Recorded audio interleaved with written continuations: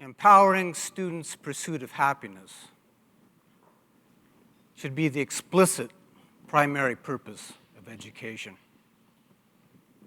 This is the most moral purpose of education, and it is the most in keeping with our democratic ideals, because it treats children as ends in themselves, as beings with innate worth, by dedicating their education to their own deepest aspiration, rather than using them for the purposes of the state. Aristotle said, happiness is the only self-sufficient end. Everything we do is for the sake of happiness, while we want happiness for its own sake. Happiness is the deepest human aspiration. Of course, there's no consensus on what happiness is or how to get it, but it is useful to simply acknowledge that happiness is a highly desirable feeling. It is useful because it highlights the importance of feelings. The subjective quality of our lives is the quality of our feelings. The personal value of any experience in the moment you experience it is what you feel about it. No feeling, no caring. It is the heart that bestows experiential value, not the cold reasoning of the mind. Ultimately, the value of education is what it contributes to the aspirations of a human heart to feel as it chooses. I grossly understate the case when I say that little we do in our schools is designed with this insight in mind. But what if it were? What if we took feelings, took happiness seriously in our schools? Would it make that much of a difference in kids' lives? It would make a big difference if we understood empowering their pursuit of happiness in terms of enhancing their ability to feel better than otherwise from moment to moment and in the long run. Can schools do this? Yes. Schools have done this. I see 5 main components of a happiness curriculum: inner awareness, social awareness, mental practices to feel better, expression and engagement, and inquiry. Inner awareness, or mindfulness, is the foundation of a happiness curriculum. Awareness of feelings turns them into matters of choice rather than automatic reactions. You have to be aware of what you're feeling in order to consciously decide whether you want to keep feeling it or not. You have to be aware of the connection between thoughts and feelings in order to manage feelings. Feelings are not directly responses to our perceptions, to what's happening. They are responses to our interpretations, our judgments of what is happening. The art of managing feelings is essentially the art of managing judgments. Another benefit of inner awareness, or mindfulness, is that when you consciously observe an emotion, you reduce its power to control you. You gain a measure of emotional independence. And inner awareness introduces an intrinsic motive, an internal reward for being kind, generous, and helpful, for treating others well, and thinking well of others. It feels good to do good. It feels good to think well of others. And the opposite is also true. In the accounting of the heart, how you treat others and how you think of them is instant karma. You immediately reap what you sow. With inner awareness, children would repeatedly experience this. This would transform the teaching of values in our schools. Social awareness is related to this. A program called Social and Emotional Learning has been introduced to tens of thousands of schools. One of the techniques they use is to have kids frequently talk about their feelings, to try to describe what they're feeling now or how they felt at a time in the past. Hearing others talk about their feelings helps a child become more aware of his or her own feelings. And it opens the door to empathy and understanding by shining light on the inner lives of others.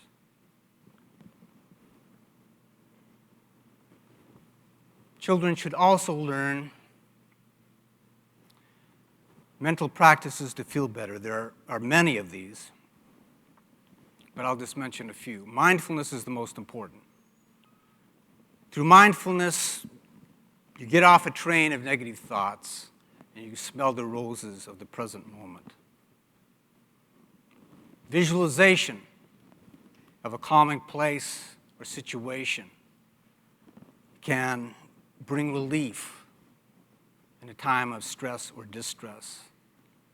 Gaining perspective by standing back and seeing the larger picture can turn the mountain of the present problem into a speed bump on the road of life. And practicing gratitude and forgiveness puts you in a positive state of mind and a positive state of feeling. Expression and engagement are ways of feeling by doing. Children should have far more opportunities than they do to experience the joy of creative expression. Opportunities to engage in creative activities just for the fun of it. With inner awareness, children would more likely discover what they enjoy doing most. They would become more aware of where their passion lies. Engagement has more to do with what students would do outside the classroom. It might include performing random acts of kindness and writing about it, or taking part in a service project. I would emphasize engaging with nature. I think this is something that is missing in the lives of many children. Systematic and ongoing inquiry into the fundamental questions of life should be the academic heart of a happiness curriculum. Children should engage such questions as how should I live? What is the good life? What is the social good? What is the nature of reality? What is happiness? What is love? Freedom? Justice? A great deal of research shows that turning learning into a quest to answer an open-ended question, a question without a definite answer, is the most engaging and effective way to teach critical and creative thinking, problem-solving skills, thinking outside the box, and if it's communal inquiry, communication skills. It is a superior way to get kids to learn and retain knowledge. But more importantly, inquiry into the fundamental questions of life shines the light of the examined life on the important decisions they will make. What would the outcomes of such an education be? Children will be far more aware of what they're really looking for in everything they do. They will have a deeper sense of purpose. They will know how to find shelter and resilience in the storms of life. They will be more aware of where their passion lies. They will understand themselves better, and they will understand others better as well. And this will enrich their relationships. They will know the joy of kindness, generosity, and helpfulness. And this will also enrich their relationships. They will have the light of the examined life to illumine their paths. And the fruits of a happiness education are immediate. Kids won't have to wait until they're grown up to taste the fruits of their education. If improving children's chances for happiness is our aim, there are no more important outcomes of education than these. But would happiness education have a snowball's chance of ever being implemented in our schools? I address this question extensively in my book, Educating Angels, Teaching for the Pursuit of Happiness. The short answer is everything I just mentioned has been implemented in some schools to some extent. And more people and organizations are calling for making happiness the purpose of education. But the success or failure of the cause of happiness education depends on its moral appeal. All the great social causes of the past, the causes of freedom and equality, the ending of slavery, the emancipation of women, the extension of civil and human rights, overcame ferocious resistance because they appealed to people's better angels.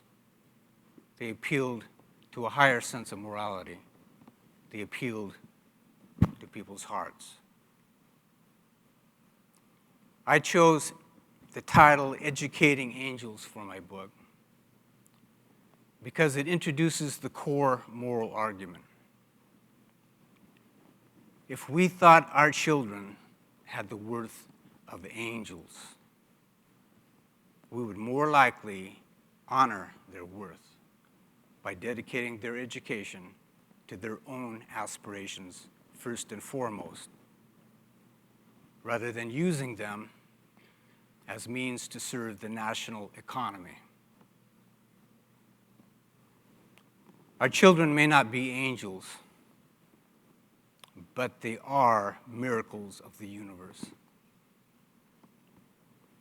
If we can improve their chances for happiness in our schools, if we can improve the moment-to-moment quality of their lives, how could we morally refuse to do so? To so refuse would betray our children, betray our ideals, and betray our own hearts. More and more people will hear this. The happiness education movement will grow.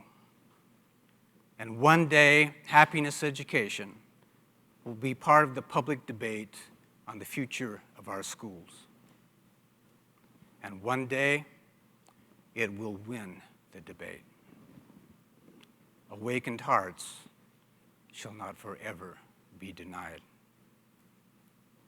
Thanks for lending an ear.